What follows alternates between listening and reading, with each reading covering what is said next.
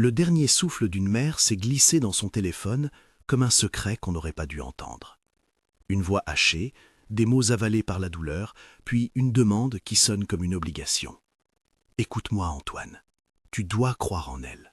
Ne la laisse pas tomber. » Il n'y avait pas de prière, seulement la peur muette d'une femme qui sait qu'elle n'a plus de temps pour rectifier l'injustice qui vient de frapper sa fille. Antoine Morel resta immobile dans l'obscurité de son modeste appartement, le téléphone encore collé à l'oreille. Autour de lui, la ville respirait, voitures, chiens qui aboyaient parfois, volets qui claquaient. Mais tout cela s'était éloigné, comme si la voix au bout du fil avait creusé une chambre à part dans sa poitrine. Il connaissait la voix, pas depuis toujours, mais assez. C'était la voix d'une mère qui avait tout perdu et qui, dans ces dernières heures, refusait d'accepter une vérité imposée. Quelques semaines plus tôt, Antoine avait été affecté à l'affaire pour des raisons de disponibilité et d'ennui. Officier de patrouille, nouveau dans le commissariat, plein d'un zèle que ses supérieurs trouvaient utile, surtout pour les dossiers jugés mineurs et encombrants. L'affaire Renata Silva, une femme employée de maison, lui avait été confiée un matin pluvieux. Elle était entrée dans la cellule d'audition trempée, les mains rudes d'un travail sans spectacle. Sa voix avait tremblé quand elle avait dit qu'elle aimait ses bébés comme si c'étaient les siens. Antoine se rappelait du silence lourd du père, de Raphaël, qui portait une douleur presque sculptée sur son visage. Il se rappelait de la docteure Cassia, impeccable, qui avait pris des notes avec l'assurance de ceux qui n'admettaient pas d'erreur. On l'avait plus vu depuis l'arrestation. On l'avait vu brièvement, menottes au poignet, yeux grands comme des pièces de monnaie, incapable d'expliquer comment on pouvait l'accuser d'avoir administré des substances à des nouveau-nés. Antoine avait tapoté le rapport, coché les cases. Dans son esprit, la procédure suivait son cours. À l'époque, il s'était dit qu'il avait fait ce qu'il fallait. La voix de Donna Marcia au téléphone brisait cette frontière. Et si ce « qu'il fallait » n'était pas la vérité? Il pensa au visage de Renata, à la façon dont elle avait posé ses mains sur les petites têtes en pleurs, et presque aussitôt, les pleurs s'étaient estompés comme si on avait fermé un robinet. C'était l'une des images qui avait précédé son arrestation, une vidéo privée tournée par la gouvernante Swelly. On la voyait, accroupie, rapprochant son visage des bébés, et tout s'apaisait. Des voisins avaient applaudi à la tendresse, d'autres, plus méfiants, avaient interprété cette proximité comme une admission d'accès privilégié au flacon. Peu après, des analyses avaient révélé la présence d'un stimulant dans les nourrissons. Les familles riches s'étaient retournées, les regards avaient changé. Renata était devenue la figure expiatoire d'un foyer qui ne voulait pas admettre que les pièces ne se recroisaient pas. Le téléphone vibra encore dans la main d'Antoine. Il mit fin à l'appel, mais pas à la sensation d'être appelé. La promesse murmurée par une mourante s'insinua comme une injonction morale. Il prit une douche trop longue, comme pour laver quelque chose d'indésirable, puis enfila son manteau. Il savait qu'il n'avait pas autorité pour rouvrir une enquête seul, mais il avait quelque chose de plus précieux, la curiosité mêlée à la culpabilité, ce mélange dangereux qui pousse un homme à ne pas laisser les choses dormir. La maison de Raphaël se dressait derrière une grille noire, très propre, trop propre. Les jardins taillés semblaient être des cartes postales. Un soir d'hiver, la lumière qui filtrait des fenêtres avait la chaleur d'un foyer, mais il sentait déjà que sous cette chaleur se jouait une géographie d'ombre. À l'entrée, des policiers qu'ils connaissaient à peine le reconnurent et gardèrent pour eux leur étonnement. La famille ne cherchait pas à cacher sa douleur, elle la mettait en scène, sous la surveillance d'un monde qui voulait des réponses rapides et nettes. Il entra dans le salon où l'air était coupant, chargé d'un parfum d'antiseptique et de bougies. 2 berceaux occupaient une aile de la pièce, près d'un grand canapé. Les filles, Elena et Sofia, gémissaient, petites vagues sonores qui vous traversent l'âme. Renata ne se tenait plus là. Ses mains étaient encore marquées sur les images qu'on lui avait montrées, empreintes d'une tendresse volée par la suspicion. À la place était Swelly, plus vieille, les yeux cernés, un carnet jauni serré contre elle comme un talisman. Raphaël s'approcha d'Antoine d'un pas hésitant. Il n'était pas violent. Sa richesse n'avait pas éteint la fragilité d'un homme qui venait de découvrir que la confiance peut se fissurer d'un seul coup. « On m'a dit que vous étiez celui qui avait pris la déposition. Je veux comprendre ce qui s'est passé. » Sa voix n'était que fragmentaire. Antoine sentit d'un coup l'étendue du rôle qui lui était désormais demandé. Il n'était pas seulement un agent.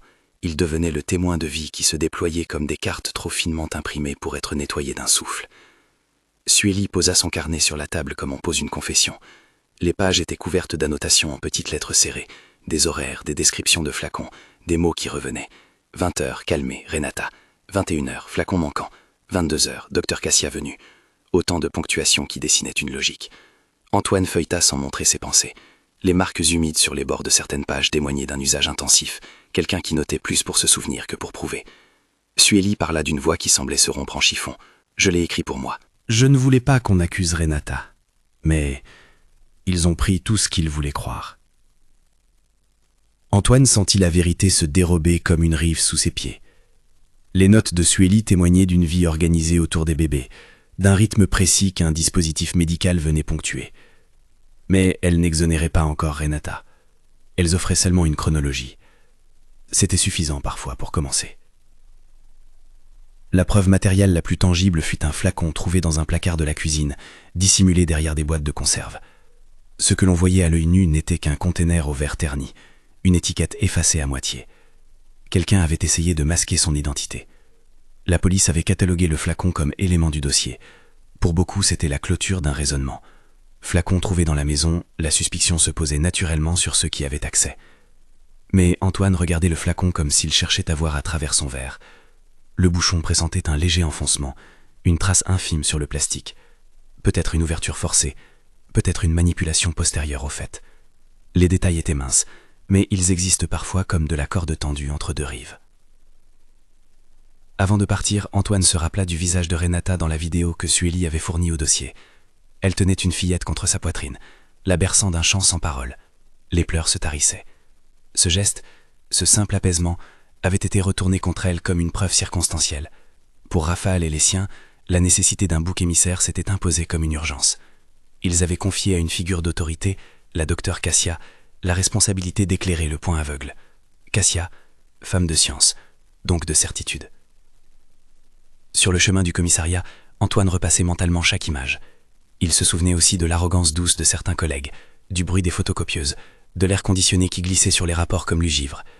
Il savait comment tout cela pouvait refermer une histoire en quelques signatures. Mais il portait aussi le dernier appel de Donna Marcia, qui le tirait d'un côté plus humain. Elle l'avait choisi lui, pour une raison qu'il ne comprenait pas entièrement. Peut-être parce qu'il avait été là, peut-être parce qu'elle avait perçu chez lui une hésitation qui ne se prêterait pas à la vitesse des procédures.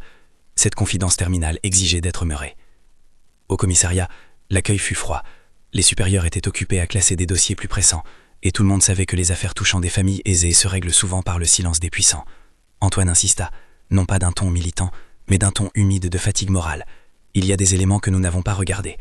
Le carnet de Sueli est une chronologie. Le flacon a été manipulé. Je veux vérifier les caméras de surveillance indépendantes. On lui donna des regards qui disaient « Fais ton boulot, mais ne le fais pas trop bien ». La docteure Cassia était connue au-delà de la clinique. Elle assistait à des conférences, signait des articles. Tout cela formait un bourdonnement qui empêchait parfois l'enquête de pousser ses racines. Il commença par le plus simple, revoir les images. Les caméras intérieures de la maison montraient le personnel courir, des allées venues banales, serrures, portes qui se ferment, mains qui passent. Les caméras de la rue, par contre, révélaient un détail troublant. Un soir, une silhouette en blouse traversait la cour à une heure inhabituelle, se dirigeant vers la partie du logement où se trouvaient les berceaux. Le visage n'était pas clair, la lumière ne rendait que des contours, mais la démarche, l'assurance, la familiarité du pas semblaient correspondre. Antoine regarda l'image encore et encore. Au commissariat, ces répétitions peuvent être lassantes. Pour lui, c'était devenu un exercice de patience. Il se rendit ensuite à la clinique, où la docteure Cassia exerçait. Le hall était propre, presque aseptisé, et une secrétaire au sourire poli lui indiqua la consultation. Cassia le reçut dans un bureau aux étagères remplies de livres. Elle était calme, sa parole était mesurée. Elle reconnut Antoine de son précédent passage, et, sous sa voix douce, il y eut un air de défi. « Je pense que vous venez pour les mêmes questions qu'avant, lieutenant.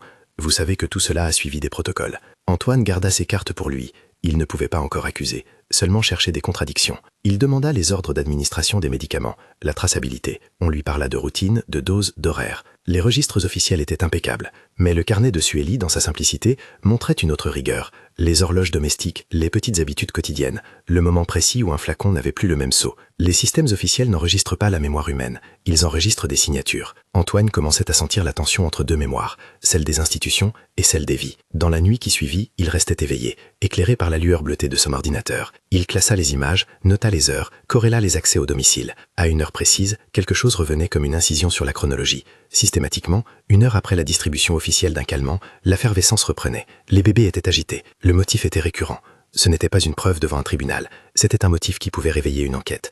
Il envoya une demande d'analyse plus poussée. Les procédures judiciaires prendraient du temps, mais il fallait travailler maintenant, à la marge, sans bruit. Il y eut une visite nocturne chez Sueli, qui vivait à proximité. Elle ouvrit la porte, et la tenue de ses mains racontait le soin. On y trouvait des restes de lait, de la farine peut-être, mais aussi ces stigmates d'un travail inexorable. Elle conta à la voix basse qu'Antoine lui demanda pourquoi elle n'avait pas parlé plus tôt. « Qui m'aurait cru ?» demanda-t-elle. Sa réponse était simple et terrible. La vérité ne pèse pas aussi lourd que le spectacle d'une accusation bien menée. Elle lui donna un petit carnet supplémentaire, non pas celui duquel il avait déjà une copie, mais un cahier de brouillon. Là, des notes plus personnelles, des remarques sur l'humeur de la docteure Cassia, sur sa manière de s'attacher aux enfants de façon tout autre qu'avec l'autorité des médecins. Elle venait la nuit pour vérifier leur pouls quand tout allait bien, et quand tout allait mal, elle revenait avec des gestes différents, murmura Sueli. Ses mots glissèrent comme une lame.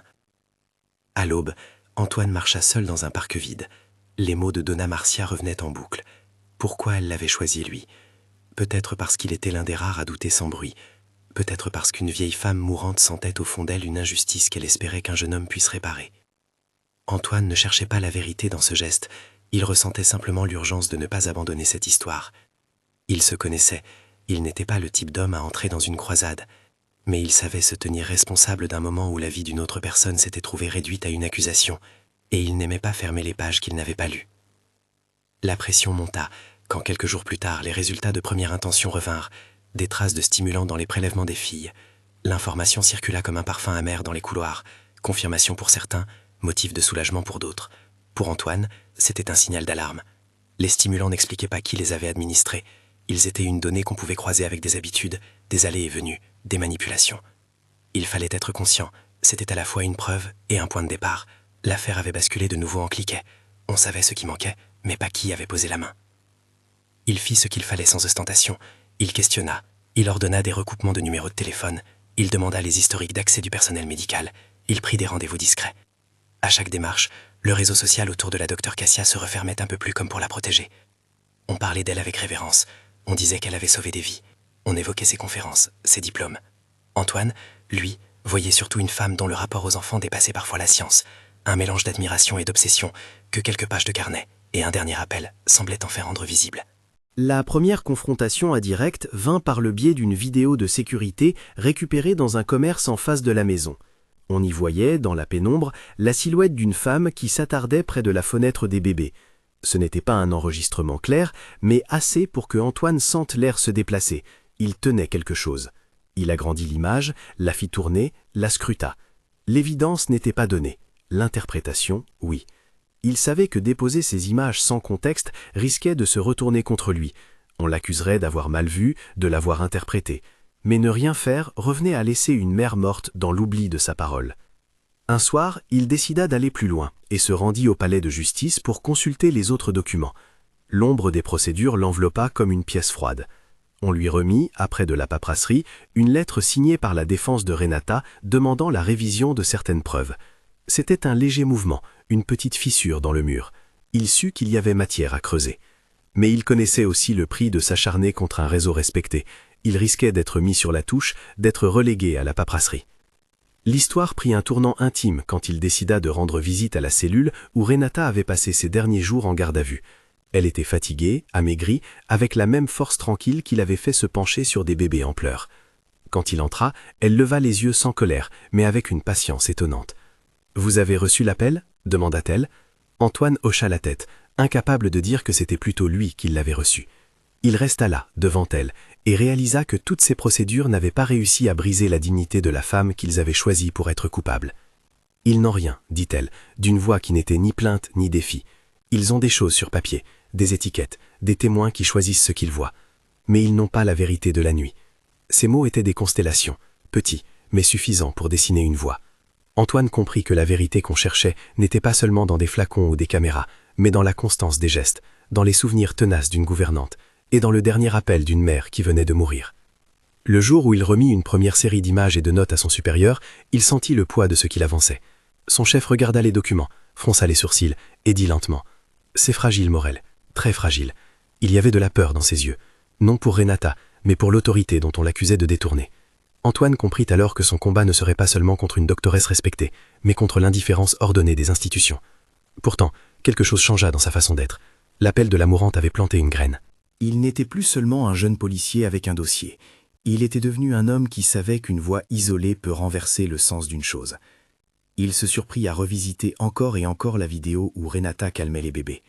Dans le silence de son studio, il la voyait rapprocher ses lèvres du front d'un des bébés, souffler un air qu'il imaginait plein de paix. Pourquoi ce geste avait-il été retourné contre elle? Qui avait intérêt à forger une histoire embarrassante? Ces questions le tenaillaient. Elle ne le laissait pas dormir. La dernière image de la nuit le prit par surprise. Un enregistrement amateur, pris par un voisin, où l'on voyait de dos la docteure Cassia s'attarder un instant près d'un berceau, puis se redresser, l'air presque contrarié, comme si elle avait été interrompue. Antoine fixa l'écran jusqu'à voir les veines battre à sa tempe. Il savait qu'il fallait agir avec méthode, rassembler, croiser, ordonner. Mais pour la première fois, il sentit la certitude immobile d'une chose. Ce qui avait commencé comme un appel allait changer tant de choses, pour Renata, pour les filles, pour Raphaël et pour lui-même. La suite promettait d'être brutale. Mais il n'était plus l'homme qui signait des rapports en attendant la fin du service. Il était celui qui avait reçu le dernier appel d'une mère mourante. Et les mots de cette femme allaient le suivre partout, lourds et insistants. N'abandonne pas. Il rangea les images, organisa ses notes et décida qu'au matin, il demanderait une audition complémentaire à charge et à décharge, qu'il irait chercher les enregistrements clairs, qu'il informerait discrètement des experts indépendants. Il se préparait à nager contre un courant qui pouvait l'épuiser. Avant de partir, il repassa par la maison de Raphaël. La nuit était plus froide. Une fenêtre laissait échapper un faible éclat. Dans le salon, on entendait le souffle régulier d'un bébé, comme une promesse fragile. Antoine posa la main sur la grille un long moment, sourit sans joie, puis repartit. Il sentait les yeux de la ville sur lui, non pas accusateurs, mais curieux, comme s'il savait que quelque chose allait être transformé. Peut-être que rien de spectaculaire ne se produirait, peut-être que l'affaire se dissoudrait dans le fatras des procédures, mais il avait dans la tête la voix d'une femme morte qui lui demandait de croire. Et croire, pensait-il, n'était pas la même chose qu'être dupe, c'était faire la justice de la mémoire. Quand il regagna son appartement, il trouva une enveloppe glissée sous sa porte. À l'intérieur, un morceau de film, un cadrage qui n'aurait dû être vu que par quelques yeux, et au dos, une note griffonnée. « Vous cherchez la vérité? Regardez bien. C'est... » Son cœur s'arrêta une fraction. C'est... Cassia. Était-ce une menace? Une provocation? Ou une allégorie de l'ironie? Celle qui vous tend des preuves quand vous commencez à croire en la possibilité d'un retournement. Il s'assit, regarda ces quelques images, sentit l'air se condenser. La nuit, encore une fois, s'empara de la ville. Antoine savait que, désormais, il n'y avait pas de retour derrière lui.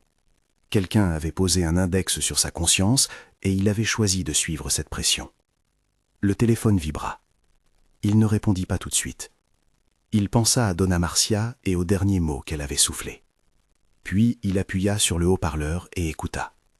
La voix qui sortit de l'appareil n'était pas la même que celle du dernier appel, mais elle avait le même poids. « N'abandonne pas ». L'enveloppe posée sur la table devint pour Antoine un indice plus lourd que n'importe quel dossier officiel. Le petit bout de film, granuleux, montrait des gestes, des silhouettes, des pas, et au dos cette lettre brève signée d'un C qui était à la fois provocation et promesse. Il sentit le pouls qui montait dans ses tempes, comme si, par cette lettre, quelqu'un avait allumé une veilleuse dans une pièce sombre et l'invitait à s'approcher. Il n'alla pas la nuit suivante chez la docteure Cassia pour lui crier au visage ce qu'il avait découvert. Il préféra un protocole plus patient encore que sa propre urgence. Il composa le numéro du docteur Martins, le pédiatre dont la réputation allait au-delà des hôpitaux, homme de mesure, de science et de rigueur. L'appel fut bref. Martins accepta de revoir les échantillons indépendants. « Si quelque chose cloche, on le verra », dit-il, sans emphase, juste la promesse d'un regard qui ne triche pas. Pendant que Martins travaillait, Antoine continua d'assembler la toile. Il revint plusieurs fois à la maison de Raphaël, prétextant vérification et conciliation. Il observait les allées et venues, notait les détails que d'autres négligeaient. Une empreinte de pas dans la terre du jardin, la trace d'un gant accroché derrière une armoire, la façon dont la docteure Cassia manipulait les dossiers quand on remettait sa déposition. Elle semblait toujours à la bonne place, au bon moment, ce qui, rétrospectivement, faisait son affaire et la rendait suspecte. Antoine sollicita aussi un examen des caméras voisines. Il n'ignorait pas les risques d'un raisonnement fondé sur des images floues. Il savait que dans les couloirs du tribunal, les interprétations peuvent se retourner contre ceux qui les brandissent. Mais une image peut ajouter un fil à une histoire déjà composée. Une des vidéos de la rue montrait, tard un soir, une silhouette s'approchant du perron de la maison, à pas lents et assuré. Rien d'évident au premier regard, mais le calque temporel, l'heure, la régularité d'un mouvement, la proximité d'une blouse blanche formaient une régularité qu'on ne trouve pas par hasard. Et puis, il y a eu les feuilles de Sueli. Elles restaient pour Antoine comme un champ de petites lampes allumées dans l'obscurité. Elle avait noté un motif, chaque fois presque comme une ponctuation fatale, après la distribution mécanique d'un médicament, 1 heure plus tard, la maison retentissait d'agitation. Les notes de Sueli avaient de la tenue. Elle disséquait les heures, les allées, les pauses. Ce côté humain dans la chronologie donnait au dossier une sorte de pulpe, quelque chose que les registres institutionnels ne peuvent écrire. Après plusieurs nuits à recouper, à relire, à tenter d'imaginer une mise en scène crédible, Antoine fit ce qu'il devait faire. Il introduisit une demande formelle pour des analyses supplémentaires et l'examen des scellés du flacon trouvé. L'administration fit la grimace. Certains se méfiaient d'un jeune officier qui poussait trop loin pour une affaire qu'on voulait classer. Mais la justice a ses procédures, lentes et obstinées. L'important, pensa Antoine, était de ne pas sacrifier les actes au bruit des réputations. C'est là que le premier grand mouvement devint visible, et que, sans fanfare, Antoine autorisait une courte pause pour que le spectateur de sa propre conscience puisse respirer. Rester. Il a choisi de ne pas lâcher prise. Rester parce que la vérité n'est pas un éclair, c'est un lent travail de patience. Le résultat de la nouvelle batterie d'analyse tomba comme un coup sourd. Les tests confirmèrent la présence d'amphétamine dans des prélèvements effectués à plusieurs reprises sur les petites filles. Cette donnée ne répondait pas à la question du qui, mais elle transformait l'hypothèse en nécessité d'action. Antoine le savait, on ne condamne pas avec une corrélation, mais on la suit comme on suit une piste de fumée dans la nuit. Le docteur Martins, discret dans sa chambre d'examen, posa sa main sur le dossier avec une précision presque lourde. « Ce n'est pas un accident », dit-il enfin. « Quand j'examine les courbes, les pics, le tableau clinique, on voit des injections d'agitation non naturelles. Mais surtout, il y a une régularité. Quelqu'un a voulu créer une dépendance, une excitation temporelle. La question n'est pas seulement médicale, c'est une mécanique comportementale. » Ces mots furent durs comme du marbre. Ils ôtaient au débat le voile de la rhétorique et laissaient la matière brute. Avec ses expertises en poche, Antoine revint à la maison comme on revient dans une arène lente. Il n'avait pas d'ordre de perquisition immédiat, mais il avait des preuves qui passaient d'une supposition fragile à une construction plausible. Il en parla à son supérieur, qui, d'abord, conserva un scepticisme poli. « Si vous me présentez un plan digne d'un juge, je vous obtiens le mandat », dit-il. Le mandat vint après une série d'auditions discrètes, après avoir montré que le flacon avait été manipulé, que les traces d'usure sur le bouchon n'appartenaient pas au moment d'achat, et qu'il existait des témoins, Sueli en tête, prêts à dire ce qu'ils avaient vu. La confrontation fut préparée avec la lenteur d'un rituel. Antoine savait que l'accusation devait tenir le choc d'un interrogatoire. Il évita l'effet d'un piège grossier. Il préféra une mise en scène ordinaire qui pousserait la docteure Cassia à se livrer, sans possibilité de récupération pour sa réputation. On l'invita à la clinique un matin pour une réunion d'explication. Sur place, la police procéda à un contrôle qui, sur le papier, était strictement protocolaire. Ils découvrirent des notes dissimulées, des relevés de mood et une série de petites substitutions qui, rassemblées, devenaient rondes. La docteure Cassia ne fut pas immédiatement brisée. Elle eut d'abord l'incrédulité des gens qui tiennent leur image comme un rempart. Elle parla d'absurdité, parla de calomnie. Mais Antoine, en face d'elle, avait une chose qu'elle n'avait pas, la certitude humide, presque maternelle, que la parole d'une mère ne meurt pas dans le vide. Il plaça devant elle quelques images de surveillance, le relevé de l'utilisation du flacon, les échanges de messages où elle apparaissait comme décidée à intervenir pour le bien des enfants. La voix de la docteure changea quand on lui montra les horaires, quand on lui demanda pourquoi elle était revenue à la maison à plusieurs reprises, quand on lui demanda d'expliquer l'enfoncement du bouchon retrouvé. Les certitudes se fissurèrent comme du plâtre trop vieux. La première fissure fut presque imperceptible, une hésitation, un glissement de regard. Puis elle céda dans un souffle, en un moment qui semblait hors du temps. Cassia avoua non pas par un versement grandiloquent, mais par une accumulation de petits aveux, chacun plus cru que l'autre. « Je suis entrée dans leur vie, dit-elle d'abord, sa voix défaillante, parce que je croyais faire le bien. Je voulais qu'on ait besoin de moi. Je pensais que si je pouvais montrer combien ils sont fragiles, ils me regarderaient. » Ses mains tremblaient. Je voulais être indispensable. J'ai pensé que si je contrôlais certaines nuits, je pourrais contrôler leur peur et devenir nécessaire. C'était un désir qui a grandi et qui m'a dépassé. Le moment de l'aveu fut brut. Elle ne parla pas de vouloir détruire Renata. Elle parla d'un besoin intérieur qui avait muté en acte. Elle expliqua d'une voix morcelée comment elle avait commencé par administrer des examens, par tester des réponses, par noter des réactions, et comment très vite, le désir de contrôler avait pris la place de la prudence professionnelle. Elle parla d'un amour maladif, non d'un amour pour Raphaël, duquel elle prétendit n'avoir reçu qu'indifférence, mais d'un amour pour la figure de famille, pour l'idéal de maternité qu'elle croyait pouvoir modeler. « Je pensais que si je pouvais créer la dépendance, on m'appellerait, dit-elle presque en pleurant. Et quand vous n'êtes jamais appelé, on invente des moyens pour l'être. » Il eut dans sa confession l'aveu ultime, la manipulation des flacons, la substitution d'un produit par un autre, la friction sur un bouchon. Elle parla de jalousie devant la tendresse simple et vraie de Renata qui apaisait les enfants, sans science, seulement avec son cœur. Cette image la poignarda de culpabilité. Elle savait maintenant que sa démarche n'avait pas été celle d'un médecin devant une pathologie, mais celle d'un être ayant cédé à une pulsion perverse de contrôle. La confession ne régla pas tout. Elle offrit une vérité qui, au moins, permit une avancée. Les procureurs disposèrent d'une déclaration solide, les charges furent reformulées. On n'annonça pas la suite comme une victoire éclatante. On procéda autrement. Renata obtint dans un premier temps une mise hors de cause provisoire, puis fut relâchée sous condition pendant que l'instruction avançait. La libération ne fut pas un triomphe public. Elle fut un soulagement intime, une soupape qui autorisait la reconstruction. Lorsque la nouvelle se répandit, elle parut survenir comme un éclair dans une ville habituée au verdict rapide. Certains continuaient à murmurer. Les réseaux sociaux, implacables, avaient déjà pris position. Mais dans la maison de Raphaël, la libération créa d'abord un silence. Renata, qui avait passé des semaines enfermée dans des cellules blanches, revint comme une plante arrachée qui reprend le sommeil. Elle n'exulta pas. Elle marcha avec une prudence grave, comme si le monde n'avait pas encore trouvé la parole pour lui rendre ce qui lui avait pris. Les filles, dans un premier temps, restèrent fragiles. Le docteur Martin se supervisa leur rétablissement avec douceur professionnelle. Antoine venait souvent, non pas pour se montrer, mais pour vérifier que tout avance. Il s'assit parfois dans un coin du salon, écoutant le faible bruit d'un biberon, le souffle d'un bébé. Ces petites choses, banales pour tant d'autres, retrouvaient ici le goût d'un miracle timide. La reconstruction de la relation entre Renata et Raphaël fut lente, faite de gestes minuscules. Raphaël, qui avait vécu le choc d'une accusation, puis la douleur de l'erreur, approcha Renata d'abord par des excuses qui tombèrent comme des feuilles en automne, maladroites, sincères, hésitantes. Il lui apporta une petite boîte de savon parfumé une fois, puis laissa des mots sur un coin de table, puis s'excusa devant Sueli. Ces humiliations de l'homme riche qui regrette furent humiliantes et belles à la fois, car elles montraient qu'on peut renaître à l'humilité. Il fallut du temps pour que la réputation de Renata se reconstruise. On ne remue pas les regards en un jour. Sa mère, Donna Marcia, n'était plus là pour voir la chute et la remontée.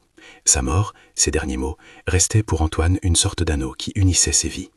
Renata apprit que sa mère avait tenté de corriger une erreur quand elle pouvait encore parler. Ce geste, cette condamnation tardive, pesait sur l'âme de la filiale autant que la culpabilité publique qui avait précédé. La réconciliation mère-fille, quand elle n'a plus le temps de se faire, laisse des traces indélébiles. Sueli, quant à elle, reçut une reconnaissance plus qu'implicitée. Ses notes furent considérées comme une des pièces fortes. On lui offrit une place plus sûre, un contrat, et une petite cérémonie d'excuses publiques eut lieu, modeste mais sincère. La gouvernante, qui avait vécu toute sa vie dans l'ombre, put enfin dire sa version en regard d'un public plus attentif. Pour elle, pour Renata, pour les filles, la justice se manifesta dans la simple capacité à raconter et à être entendue. La docteure Cassia fut jugée. Les débats furent salis par la presse, par les commentaires de ceux qui aiment les résolutions rapides. Mais devant la cour, sa confession resta. Les preuves matérielles l'accompagnèrent. On parla de responsabilité professionnelle, de manquement à l'éthique, de violence morale. On évoqua la nécessité de protéger les plus vulnérables. La docteure fut condamnée à des peines qui reflétaient la gravité des actes, assorties d'une interdiction d'exercer. Rien, évidemment, ne pouvait rendre le temps perdu. Rien ne pouvait effacer les semaines d'enfermement endurées par Renata. Mais la condamnation, tout en étant un point d'orgue judiciaire, fut aussi un début d'enseignement. Une voix isolée peut, si l'on l'écoute, empêcher d'autres injustices. Antoine continua son chemin, différent. Sa vie professionnelle prit une teinte nouvelle. Il refusa au début les offres de décoration et de récompense. Il demanda plutôt un transfert vers une unité de protection de l'enfance. Ce n'était pas un geste spectaculaire. C'était une décision qui reflétait sa transformation intime. Il ne voulait plus être un simple exécutant de procédure. Il voulait être celui qui veille, qui questionne, quand la société se contente des réponses faciles. Le poste fut accepté. On lui offrit un bureau modeste, des dossiers plus lourds de douleur et d'humanité. Mais son changement n'était pas seulement matériel. Il se surprit à écouter davantage, à donner du crédit aux petites voix. Parfois, tard dans la nuit, il repensait à l'appel de Donna Marcia et le fit résonner comme un talisman. Une voix qui nous ordonne de croire n'éteint pas la nécessité de douter, mais elle ouvre un espace où la justice peut prendre racine. Il garda sur son téléphone l'enregistrement de cette voix, non pour en faire un reliquaire morbide, mais pour se rappeler que la vérité a souvent la voix des faibles. Renata, enfin, reconstruisit sa vie dans la patience. Elle choisit, étrangement, de rester dans la maison quelques mois, non par contrainte, mais pour protéger ce qui lui avait été arraché. Raphaël, lui, transforma sa culpabilité en geste concret. Il finança une petite fondation destinée à soutenir les employés domestiques, à leur assurer un accès facilité aux conseils juridiques et médicaux. Ce geste fut plus qu'une amende émotionnelle. Il fut un renversement d'échelle, un effort pour que d'autres ne subissent pas la même violence symbolique. Il y a eu des gestes simples et puissants. Un soir, Renata prit de nouveau les deux filles dans ses bras devant la fenêtre. Elle posa sa joue contre la joue de l'une, murmura un chant appris dans sa famille, et les pleurs se turent. Rien de surnaturel dans ce silence, juste la force immémoriale d'un geste humain. Antoine, présent ce soir-là, comme une main discrète, regarda de loin. Il vit que la tendresse était revenue à sa place, non parce que la justice l'avait ordonnée, mais parce que les humains avaient choisi de réparer. Les questions sociales restèrent ouvertes. Beaucoup avaient besoin de temps pour remettre en cause leurs certitudes. Certains voisins tardèrent à revenir vers Renata, d'autres, plus timides, offrirent un sourire. La presse ne s'attarda pas longtemps sur les réconciliations lentes, elle passait déjà à d'autres drames. Mais à l'intérieur des murs de la maison, la vie reprit une cadence plus douce, ponctuée par des repas partagés, des rires hésitants et des silences devenus moins lourds. Antoine, dans sa nouvelle fonction, prit l'habitude d'appeler parfois Renata pour lui demander comment elle allait. Ces conversations n'étaient pas investigatives, elles étaient humaines, simples. Il apportait un rapport de visite, une question sur la gestion des biberons, un soutien administratif. Et chaque fois, il sentait que la douleur d'avoir été accusé ne s'effacerait jamais totalement, mais qu'elle pouvait se transformer en une dignité retrouvée. Il y eut un moment, quelques mois après la libération, où Antoine prit la décision qu'on attendait de peu de jeunes policiers. Il demanda à participer à un séminaire sur les mécanismes de protection des travailleurs domestiques. Il n'y alla pas pour briller, il y alla pour apprendre, pour comprendre comment des structures sociales pouvaient rendre invisibles les petites voix qui demandent protection. Il parla parfois de l'affaire Renata sans la nommer, comme d'un cas qu'il avait ébranlé et transformé. Son discours devint un petit appel discret à la vigilance. La docteure Cassia, en prison, eut des jours de solitude douloureuse. On apprit qu'elle recevait parfois des lettres où on lisait une demande de pardon maladroite, comme si elle cherchait une absolution que son enfer professionnel ne lui offrait plus. Sa confession publique ne la rendit pas aimable. Elle resta, aux yeux de beaucoup, comme un avertissement. Le savoir, sans humilité, peut transformer la compétence en danger. Dans des revues spécialisées, certains articles analysèrent son cas comme une tragédie psychologique, mais ces analyses ne changeaient rien pour ceux qui avaient souffert. À la fin, l'image qui clôt cette histoire est simple et sans ostentation. Antoine passa un après-midi dans le petit jardin de la maison, l'air encore frais d'un printemps naissant. Les filles couraient, maladroites, leurs pas minuscules traçaient des cercles qui semblaient indiquer des avenirs incertains mais prometteurs. Raphaël regardait Renata s'assurer que les petites ne tombent pas, et chaque mouvement était désormais dépourvu de l'arrogance d'autrefois. Antoine s'assit sur un banc, prit de son sac la vieille enveloppe où il gardait l'enregistrement de la dernière voix de Donna Marcia. Il ne l'écouta pas, il la posa contre son cœur un instant. Il était persuadé que cette voix, qu'il avait arrachée à l'indifférence, continuerait de le guider. Quelque part, au fond de lui, il sentit un changement intime. Il n'était plus seulement l'homme qui rapportait des faits. Il était devenu le gardien d'un principe fragile, que la justice ne se limite pas à cocher des cases, mais qu'elle habite la capacité d'écouter, de douter et de réparer. Son choix professionnel modeste n'effacerait pas les défaillances passées, mais il ajouta un fil durable à la trame collective. On peut parfois croire la voix d'une mourante et changer ainsi le destin de plusieurs vies. La maison, peu à peu, retrouva une normalité hésitante, un dîner partagé, une berceuse fredonnée à mi-voix, des jours qui passent sans la pesanteur du soupçon. La parole publique n'est pas toujours juste, la réparation n'est pas entière, mais la mise à l'abri, la décision de croire à temps, la persévérance d'un homme pressé par la compassion avaient empêché que la justice reste muette. La dernière scène se déroule sans fanfare. Les deux petites, maintenant plus assurées, attrapent une balle que Renata lance mollement. Elles ont appris à rire. Antoine reste, en retrait, et son regard se pose sur la fenêtre où un soleil timide dessine des ombres. Il pense à Donna Marcia, à son dernier souffle, à l'appel qui a traversé la nuit et réveillé des consciences. Il sait que la vie de ses enfants et la sienne ont été irrémédiablement changées par cette voix faible. Il sait aussi que la route de la réparation est longue, que la société, parfois, préférera les raccourcis. Mais il se lève, reprend son travail, et, sans grand geste, devient l'homme qui veille. La vérité n'a pas été un éclat soudain, elle a été une suite de pas. Les pas d'un jeune policier qui a choisi d'écouter, les pas d'une gouvernante qui a tenu un carnet, les pas d'une mère qui, dans son dernier souffle, a demandé qu'on ne laisse pas sa fille être passée sous silence, les pas d'une femme qui s'est égarée dans la quête d'un rôle et qui a dû en payer le prix, les pas d'une famille qui a appris lentement à recoudre ses déchirures. Antoine se promène parfois près du banc où, un après-midi, il avait écouté le silence des enfants. Il s'arrête, regarde le jardin, et sait que son choix a été le pivot d'une multitude de petites choses, des gestes d'excuse, des mains tendues, la mise en place d'un soutien concret. Il sait aussi que, au-delà des peines administratives, il existe une restauration quotidienne, faite de repas cuisinés, de couches changées et de nuits moins agitées. Le dernier appel d'une mère mourante n'a pas effacé la douleur. Il n'a pas non plus rendu les choses à l'état d'avant, mais il a déplacé des lignes. Il a rappelé l'équilibre fragile entre confiance et contrôle, entre autorité et compassion. Et il a changé la vie d'un jeune policier, non pas parce qu'il a fait un acte héroïque et spectaculaire, mais parce qu'il a cru. Et parce que croire a exigé de lui qu'il agisse, qu'il s'informe, qu'il soit patient. Alors que le soleil décline et que les silhouettes se rétrécissent, Antoine regarde les filles jouer. Il sent en lui une résolution tranquille, être désormais celui qui écoute les voix faibles, qui remue les dossiers apparemment clos, qui protège ceux qui n'ont pas de voix publique. Il garde la dernière voix de Donna Marcia comme une boussole, mais il sait que la vraie boussole est l'écoute quotidienne, la patience, le fait de ne pas céder à la facilité des conclusions hâtives. La maison respire maintenant autrement. Les rires ont perdu leur étrangeté. Et Antoine, quand il rentre chez lui, n'éteint pas seulement la lampe. Il rallume cette veilleuse intérieure qui l'a conduit ici.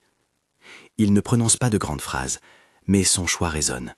Il a fait le vœu, silencieux, de ne pas laisser une voix mourir dans l'indifférence.